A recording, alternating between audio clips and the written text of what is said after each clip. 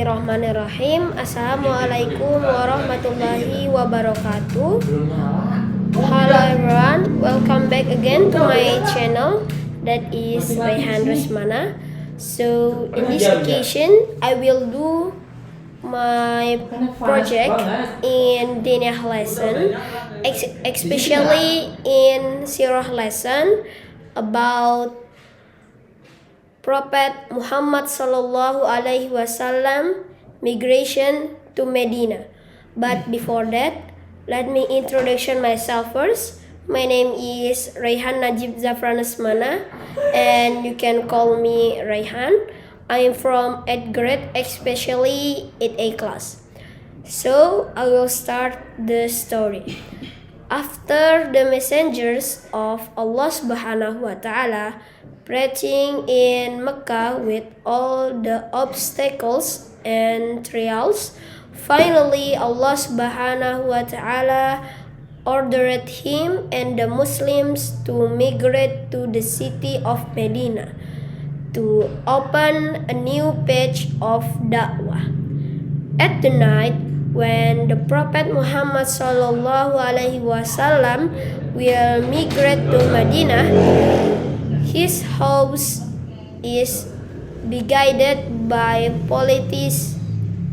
Allah Subhanahu wa Ta'ala then ordered him to sprinkle and sand on face of the polities, while reading some verses of the Quran, so that people could not see him. What he read at the time was Yasin's letter from the first verse to the 9th verse. A'udzu billahi minasyaitonir rajim. Wa ja'alna min baini aydihim sadda wa min khalfihim sadda fa aghshaynahum fahum la yubsirun. The meaning is, and we made in front of them and behind them also a barrier, and we covered their eyes so they could not see. Yasin verse 9. After Allah blocked their view, the messengers of Allah Subhanahu wa Ta'ala, he left his house and went to Abu Bakar's house. Next, through a small door in Abu Bakar's house, the two of them went out and walked until they arrived at Sur Cave. In the southern part of Mecca before dawn. 3 nights in Sur Cave.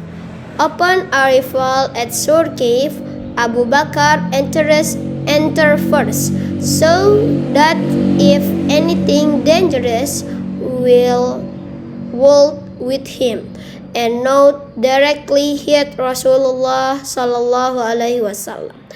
Then he explored the cave and found a number of holes in it, with torn pieces of his sarong. Abu Bakar plugged several holes until 1 or 2 remained, and he plugged them with both feet. Then the messengers of Allah Subhanahu wa Ta'ala enter and sleep on his lap. A few moments later, Abu Bakar felt his legs sting, but he didn't move because he was worried about waking up him sleeps. There feels because of the pain his face, which finally made him wake up. After being asked what made him cry, Abu Bakar replied and said, I was stung by animals. Rasulullah spat on the part of his friend's leg that was stung, and immediately the pain disappeared. The Prophet and Abu Bakar stayed in the cave for 3 nights until the Quraysh infidels' search for them subsided. Abdullah bin Abi Bakar, or Abu Bakar's sons, accompanied them for the night. Early in the morning, Abdullah returned to Mecca, so it looked as if he had spent the night in this city. He found out about various deceptions of the Quraysh and other names. They reported all this to the Prophet Muhammad SAW and his fathers when it was getting dark. Meanwhile, Amir bin Fuhairah, Abu Bakar's former slave, was assigned to herd goats and visited the two of them in the evening. In this way, Rasulullah and Abu Bakar could drink the goat of milk until they were full. In the morning, he led his herd back to Mecca, following in the footsteps of Abdullah bin Abi Bakar, or Abdullah Abu Bakar's sons, in order to erase these tracks. On the night of the Prophet Muhammad SAW immigrated, the Quraysh youth continued to surround his house until the morning. At dawn, Ali got up from his bed. They caught him and asked him, "Where is the Prophet Muhammad SAW?" Ali replied, and he said, "I don't know." And then he was beaten and dragged to the Kaaba and held captive for a while, so he would open his mouth, but they still didn't get any information. The several Quraysh people came to Abu Bakar's house and interrogated his daughter Asma about her fathers. Asma said, "I don't know." Abu Jahal got angry and slapped this woman until her earrings fell off. They then carried out searches and searched in various places. They even provided prizes for anyone who could catch to the Muslim, dead or alive. So Abu Jahal is give rewards to or prize to Quraysh who can catch Rasulullah SAW and Abu Bakar, and who can catch it will be worth 100 camels. During the search, the Quraysh reached the mouth of the Sur cave, where the Prophet SAW was hiding, and Abu Bakar, to the point that if one of them lowered his head and glanced at his feet, he would surely see the two people they were looking for at that tense moment. Abu Bakar was very worried about the safety of Rasulullah SAW.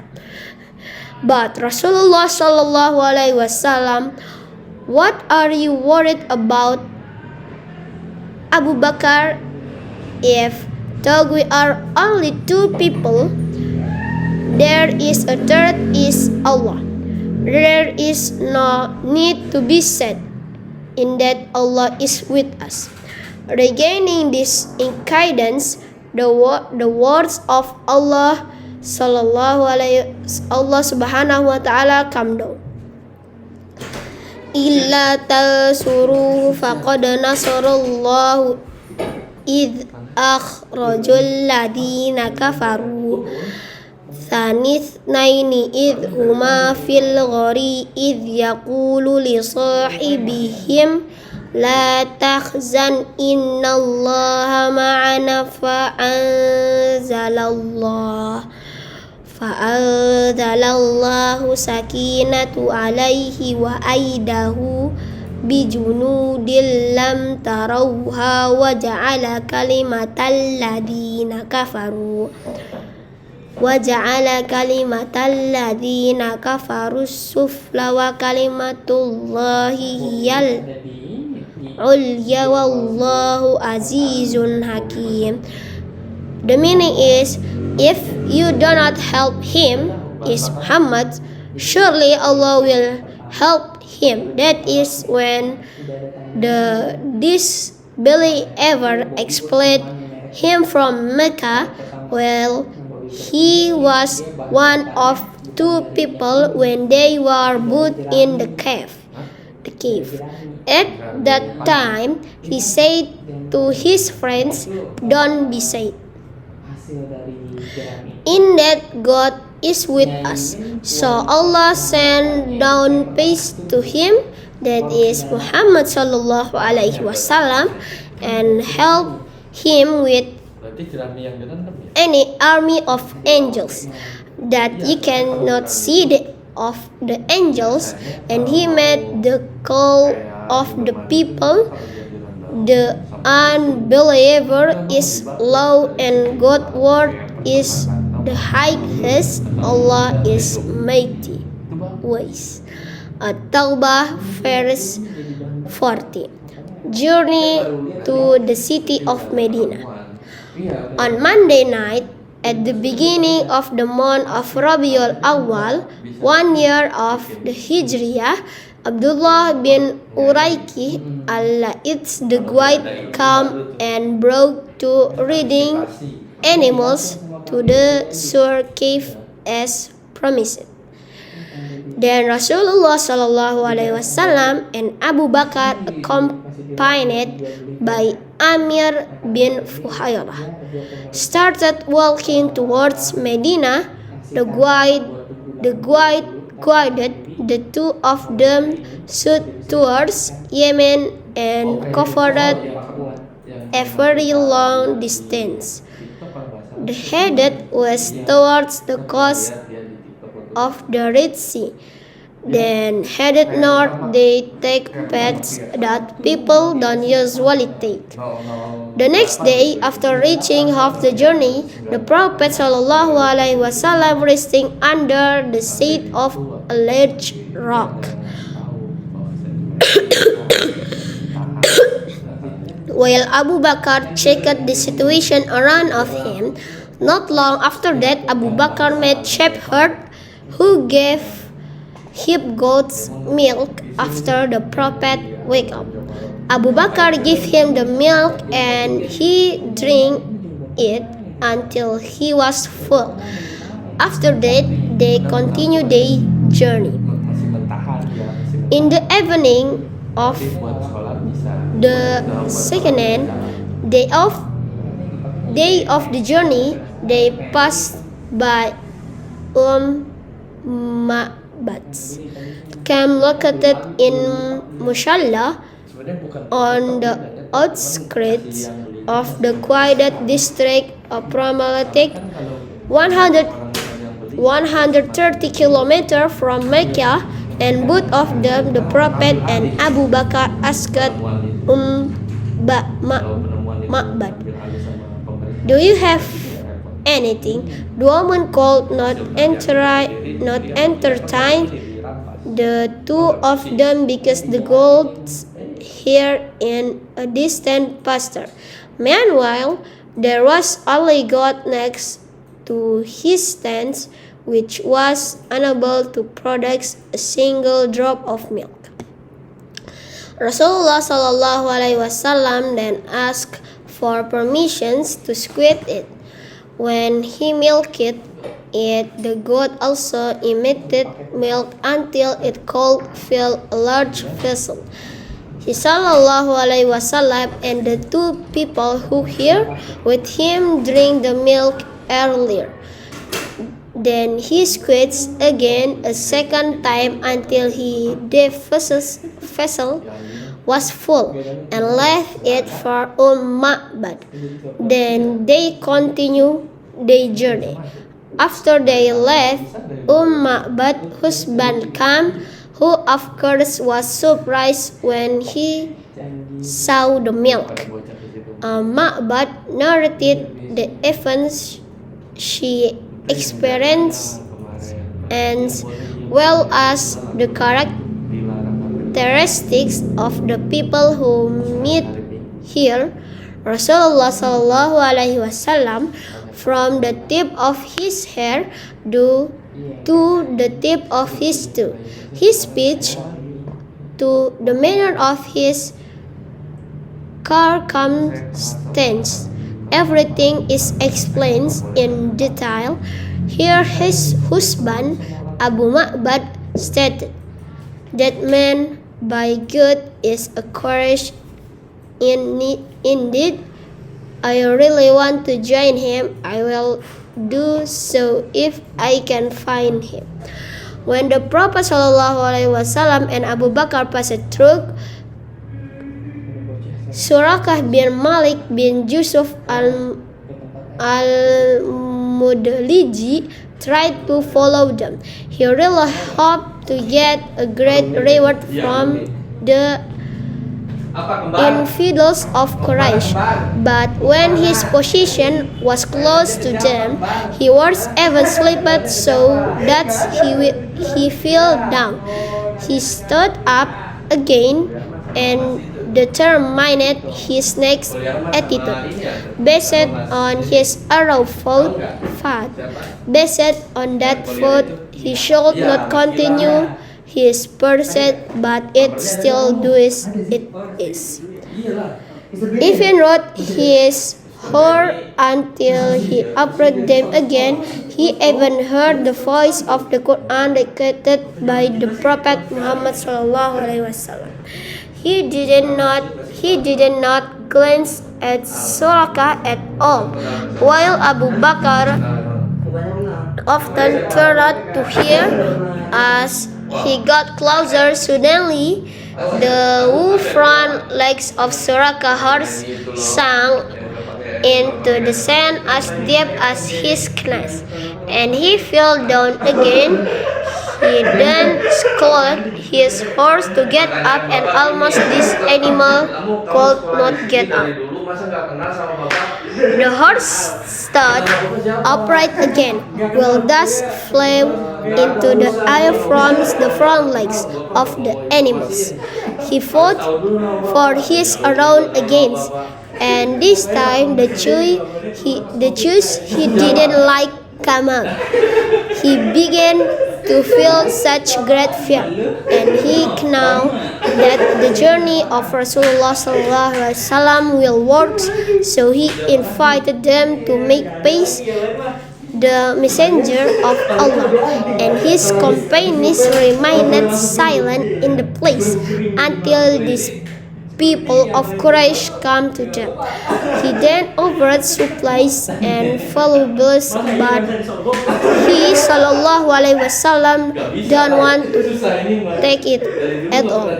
The Surakah asked that the Prophet Sallallahu Alaihi Wasallam keep his action a secret from people. He asked him to write a letter of reconciliation. He also ordered Amir bin Fuhairah to write it on piece of parchment. The Surakah returned, and to whoever she found who was also hunting the Prophet and his companions, she said, "I refrain from informing you. Surely what is here is no for you. On the next trip that is almost arriving in Medina, the Prophet Muhammad SAW meet with Buraidah bin al-Hashib al-Aslami. At the time, Buraidah was with 70 of her people. At that meeting, they declared their conversions to Islam or Shahada. Okay, maybe that's all for me. I'm sorry if I have some mistake when I explaining or I tell the story of migration Prophet Muhammad SAW to Madinah. Syukran. Wassalamualaikum warahmatullahi wabarakatuh.